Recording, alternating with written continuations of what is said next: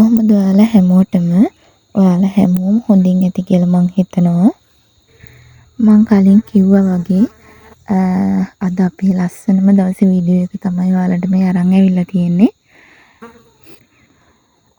අපි දෙන්න එන්ගේජ්මන්ට් එක ගත්තේ හොටෙල් එකක. ඒ කියන්නේ ගෙදරක ගත්තා නම් ටිකක් මහන්සිය වැඩි නිසා මේ තියෙන්නේ සැලුන් එකෙන් මං එන වෙලාවෙ ගත්තුවා. ඊට පස්සේ අපි දෙන්නම ගියා බෝධියට.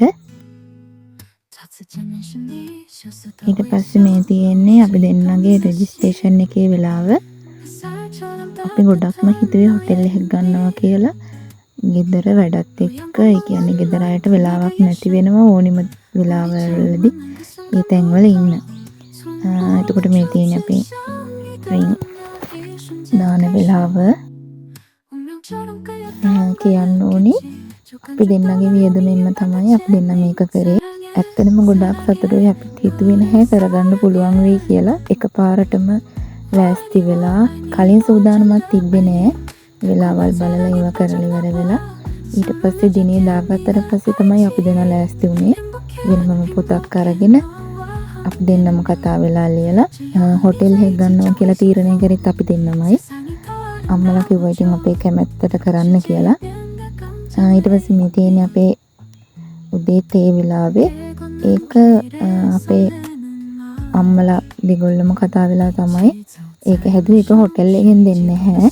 ඒක අපි ගෙනියන්න ඕනි. ඊට පස්සේ තියෙන්නේ මේ ෆොටෝස්. මේ තියෙන්නේ මගේ පවුල අම්මා තාත්තා අයියා මල්ලි. මේ ඉන්නේ මගේ අයියා මල්ලි.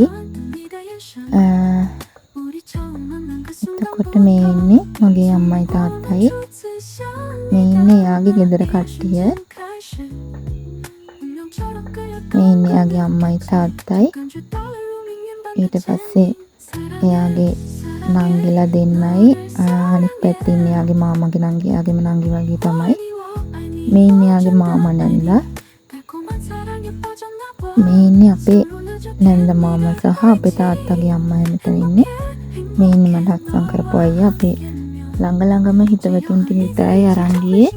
ඒ කියන්නේ දන්නවනේ ඉතින් මේ කාලේ ගොඩකට කියලා කරන්නත් අමාරුයි.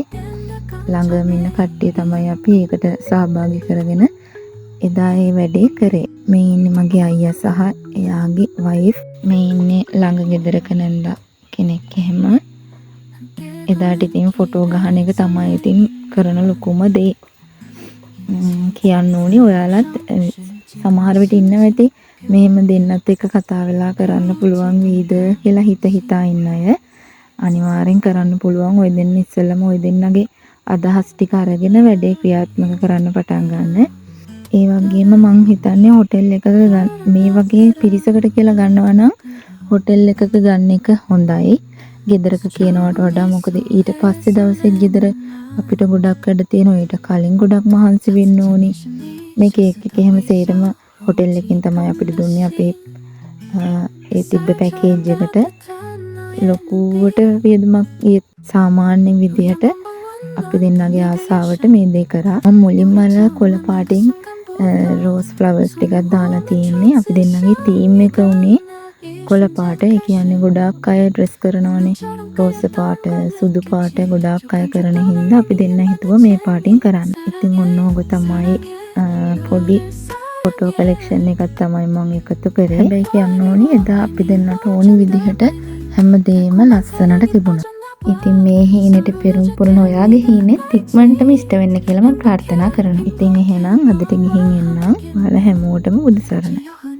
ඉතින් අලුතින් මගේ වීඩියෝ බලන කෙනෙක් නම් මම ආදරෙන් ආරාධනා කරනවා මගේ channel එකත් එක්ක එකතු වෙන්න කියලා.